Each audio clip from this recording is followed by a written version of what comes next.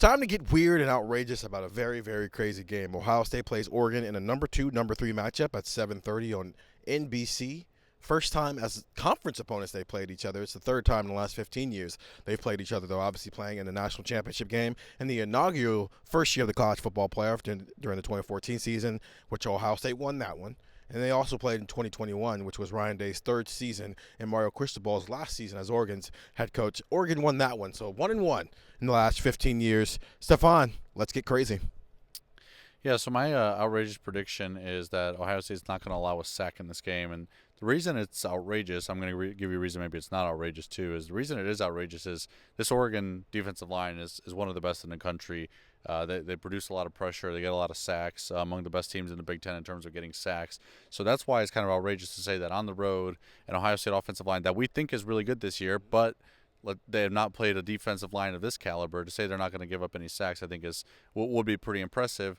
But I think what adds to it and what maybe would make it a little bit less outrageous is we've talked a lot this week about Will Howard, the turnovers, the interceptions that he had the last few games, and how big that could be in a game like this. I think there's going to be an extra emphasis on, hey, if Will Howard and Ohio State just play a clean game, that they can win this game. And I think we're going to see Will Howard be pretty quick to throw away the ball when he needs to throw away the ball, and that could also help out with the prediction that Ohio State won't give up a sack against Oregon. He also could just run because they've been running him a little bit more. But then also, I think why this works is you do have two polar opposites colliding here. Oregon leads the Big Ten in sacks, but Ohio State doesn't give up a lot of sacks, and it hasn't really since Justin Fields was the quarterback. So it's almost like something's got to give here, and which gives, and you're going with Ohio State winning out and not giving up any sacks. Andrew, let's get nuts. Ohio State wins the turnover differential by 3 or more.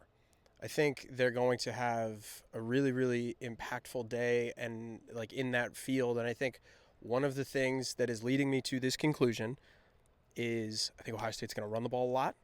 I think they're going to keep the ball on the ground. Typically, you don't turn the ball over, and obviously, unless you have a fumble, I think obviously it's more dangerous. A famous coach here once said, when you throw the ball, 3 things could happen, and 2 of them are bad. Well, I think Ohio State might run the ball a little bit. I think they're going to try to establish the run because we're going to talk about this more on the podcast. I think if they run the ball, I have a very, very difficult time seeing how Oregon stays in this game. So I think they're going to run the ball really effectively. And I think we talked about this with the Iowa game a little bit. My prediction was that Denzel Burke was going to have a pick 6. They did get a pick. It was from Davison Igbinosun, which I probably should have just stuck with that considering I'm me. But I think Ohio State is really going to force some things really quickly with Oregon's offense, maybe quicker than they want. And that's the problem with what Oregon is kind of looking at right now, right? You haven't played a defensive line this good. You haven't played a secondary this good. And I think Ohio State, if they speed you up, that's where Dylan Gabriel can get into trouble. I think their defensive line is going to force enough pressure. Obviously, Oregon is kind of working through some things on the offensive line. The last couple of weeks, they've been much better than they were in the first game or two of the season, but we'll see. Ohio State's got NFL players on their defensive line. They've got NFL players in the secondary, and I think they're going to make life pretty difficult for Oregon, even though they like to do that long handoff type of thing. You hear that a lot, where quick RPOs, get the ball out quick, let your receivers make plays in space. I think Ohio State's defense is going to attack. I think they're going to be very aggressive, and I think they're going to force some turnovers. They're going to turn Oregon over, and I think Ohio State, on their side of things, they're going to run the ball, and they're just going to play very, very careful ball control, and that's how Ohio State is going to play the game on Saturday. And there is something to Ohio State's made it an emphasis to force turnovers this year, and we have seen that the last couple of weeks, whether it's interceptions, whether it's forced fumbles, whether that's on sacks, or in the secondary with what Jordan Hancock and Lathan Ransom have been doing. I think that's a really good one as too. But you mentioned something that flows into mind. You think Ohio State's going to run the ball. I do too. I think they are going to try to establish this offensive line early. We know that one of the keys to this game is Ohio State's offensive line against Oregon's defensive line. And I think Chip Kelly and Ryan Day are going to want to establish that they can get a push as early and as often as possible. Ohio State's season high in rushing yards in a game this year is 282. They had that against Western Michigan.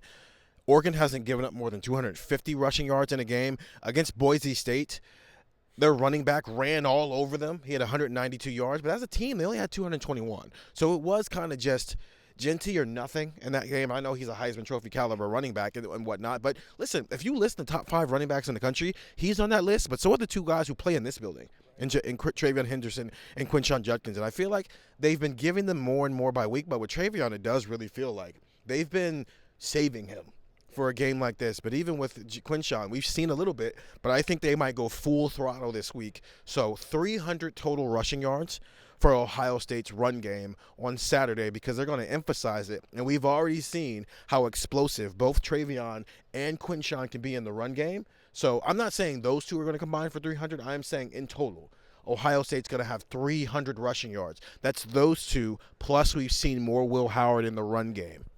I want to ask you a question. Do you want to put a number on those two running backs? I'll ask the host a question. Do you want to put a number on Judkins and Henderson? Because I'm curious kind of how you view that versus Will Howard. So do you want to put a number on how much those two running backs, Ohio's 1 and 2, are going to combine for against Oregon?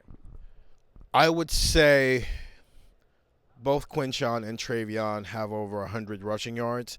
And I think Will Howard has like 40-something. Because maybe he has a big run, so that's how you get up to 300, because maybe one of those running backs has like 160 and the other one's at like 120 or something like that, and then you bring Will Howard into that mix as well. So that's how you get to 300. Plus, listen, I didn't just say the running backs, and I didn't just say Will Howard. Maybe Jeremiah Smith gets another jet sweep. Maybe we see Emeka Ibuka in the run game. Maybe we see Brandon Ennis in the run game as well.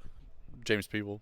Right, so it's a lot of different ways they can get to 300. I know it's going to start with those two running backs and Will Howard running, but it can extend to anybody who they think they can put the ball in their hands and they can make something happen. So we've got turnovers, we've got no sacks, and we've got 300 yards rushing. We just got outrageous. Ohio State plays Oregon on Saturday, 7:30. Get the text 614-350-3315 and go listen to Buckeye Talk wherever you find podcasts. See you after the game on Saturday.